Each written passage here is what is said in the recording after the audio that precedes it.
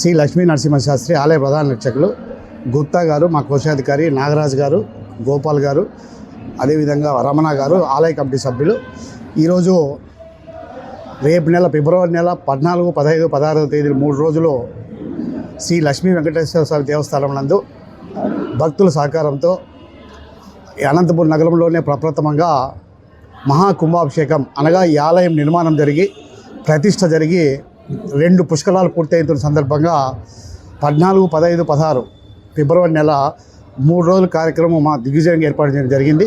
ఈ కార్యక్రమానికి ప్రధానంగా హంపి పీఠాధిపతి విద్యారణ్య స్వామీజీ గారు చేస్తున్నారు. వారి సహస్తాలతో ఈ కార్యక్రమము దిగ్విజయంగా నిర్వహించడానికి ఏర్పాటు చేసి ఉన్నాం. మరి ప్రప్రథమంగా అనంతపురం నగరంలోనే వెంకటేశ్వర దేవస్థానం ఏదైతే ఉందో అన్ని దేవాలయాల కంటే కూడా అనంతపురం దేవాలయం ఏదైతే ఉందో నగర నడిబొడ్డున ఉండడం వల్ల ఈ దేవాలయానికి చాలా ప్రముఖంగా ప్రజల యొక్క సహకారం, అదేవిధంగా భక్తుల ఆశీస్సులతో, అదేవిధంగా శ్రీవారి యొక్క ఆశీస్సులతో ఈ దేవాలయం దినదినాభివృద్ధి చెంది వేలాది మంది భక్తులు ప్రతిరోజు దర్శనం చేసుకుంటున్నారు. అదేవిధంగా భక్తుల సహకారంతో శ్రీవారి ఆశీస్సులతో ప్రతి శనివారం అన్నదాన కార్యక్రమం కూడా 12 గంటలకు దిగ్విజయంగా నిర్వహించబడుతున్నది. ప్రప్రథమంగా ఈ మహాకుంభాభిషేకం ఏర్పాటు చేయడం ముఖ్య ఉద్దేశం ఏంటంటే 2 పుష్కరాలకు ఒకసారి ఈ కుంభాభిషేకం చేసేదానివల్ల కుంభాభిషేకం ప్రాధాన్యత ఏమిటంటే ఈ భారతదేశంలోని అన్ని జీవనదుల నుంచి తీర్థం తీసుకురావడం జరుగుతుంది. అదేవిధంగా తిరుమలలో ఉన్నటువంటి పుష్కరాల నుంచి కూడా తీర్థాలు తీసుకొని వచ్చి భారతంలో ఉన్నటువంటి తీర్థాలు, అదేవిధంగా పుష్కరాల నుంచి తీర్థాలతో 108 కలశాలు ప్రతిష్ఠించి ఇక్కడ 2వ రోజు అవసరమైన మేరకు అంటే భక్తులు ఎంతమంది ఇన్వాల్వ్ అయితే అంతమందికి కూడా కలశాలు ఇచ్చేసి అంటే 1000 వరకు కూడా కలశాలు ఏర్పాటు చేసి భక్తులందరి చేత దంపతులు వస్తే దంపతులు, లేకపోతే ఇద్దరు వస్తే ఇద్దరితో నగర పురవీధుల్లో 14వ తేదీన ఉదయం 7:30 గంటల నుంచి శోభాయాత్ర నిర్వహించడం జరుగుతుంది. 15వ తేదీన ఉదయం 7:30 గంటల నుంచి మధ్యాహ్నం 1 గంటల వరకు కూడా ఆలయ అర్చకులు, ప్రధాన అర్చకులు మా లక్ష్మీ నరసింహ నేతృత్వంలో, అదేవిధంగా మిగతా అర్చకుల నేతృత్వంలో దాదాపు 7:30 నుంచి మధ్యాహ్నం 2 గంటల వరకు కూడా సామూహిక హోమాలు ఎవరైతే కలశ ప్రస్తావనలో ప్రాధాన్యత పొంది ఉన్నారో వాళ్ళందరితో కూడా సామూహిక హోమాలు నిర్వహించడం జరుగుతుంది. సామూహిక హోమాల అనంతరం ఈవినింగ్ 4:30 గంటలకు స్వామీజీ గారు, విద్యారణ్య స్వామీజీ గారు మా టెంపుల్కి రావడం జరుగుతుంది. 6 గంటలకు అంటే 5:30 నుంచి 6 గంటలకు ఆ సమయ అనుకూలం బట్టి బయట డయాస్ ఏర్పాటు చేసి అక్కడి నుంచి దాదాపు శ్రీకంఠం సర్కిల్ వరకు మొత్తం వచ్చే భక్తులందరికీ కూడా సిట్టింగ్ సౌకర్యం ఏర్పాటు చేసి అందరి భక్తులకు స్వామీజీ అయితే ప్రవచనాల కార్యక్రమం కూడా ఏర్పాటు చేయడం జరుగుతుంది.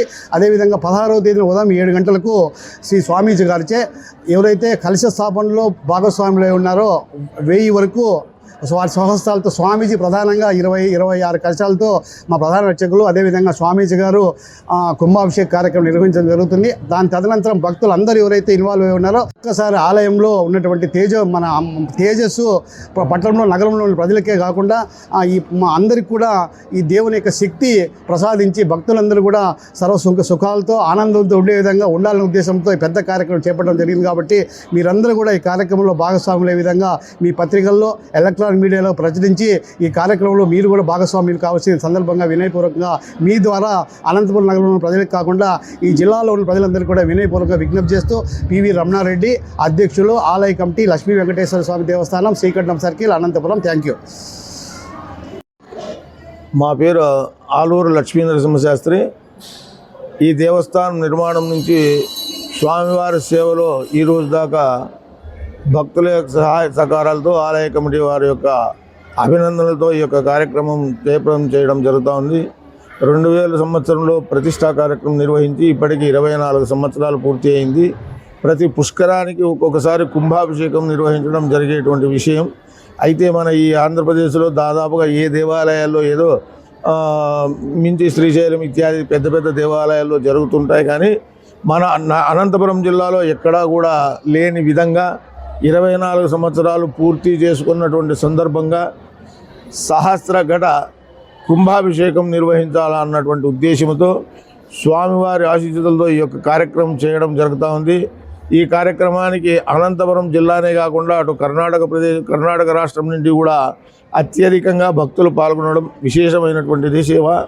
ఈ యొక్క కార్యక్రమంలో ఎన్నో ఒడిదుడుకులు ఓర్చి ఆలయ కమిటీ వారు కూడా ఈ కార్యక్రమం నిర్వహించుటకు విశేషంగా కృషి చేయడం జరుగుతూ ఉన్నటువంటి విషయం. ఈ యొక్క పుష్కరం ప్రత్యేకంగా పుష్కర కాలంలో అనగా 2 పుష్కరాల అనంతరం ఈ యొక్క కుంభాభిషేకం నిర్వహించడం అత్యంత ఫలితాన్ని ఇచ్చేటువంటి ఇది సేవ. ప్రతిష్టా కార్యక్రమంలో కుంభాభిషేకం అన్నటువంటిది మామూలుగా 16 కలశాలతో కానీ కుంభాభిషేకం నిర్వహిస్తారు. అదేవిధంగా 1000 కలశాలతో ఈ యొక్క కుంభాభిషేకం నిర్వహించడం అన్నటువంటిది చాలా విశేషమైనటువంటి సేవ. అందువల్ల భక్తులు ఈ యొక్క పుష్కర కాలంలో ప్రత్యేకమైనటువంటి శక్తి దేవతామూర్తులకు ఇస్తే 2 పుష్కరాలతో ద్విగుణం అవుతుంది ప్రతిష్ట. తదనంతరం 2 సార్లు దాని 2 ప్రభావం కలిగి అత్యధికమైనటువంటి అనుజ్ఞ ఇచ్చేటువంటి అవకాశం ఉంటుంది. అందువల్ల ప్రతి ఒక్కరూ కూడా ఈ యొక్క సేవలో పాల్గొని స్వామివారి కృపకు పాత్రలు కావాల్సిందిగా మరీ అందరినీ కోరుతున్నాం.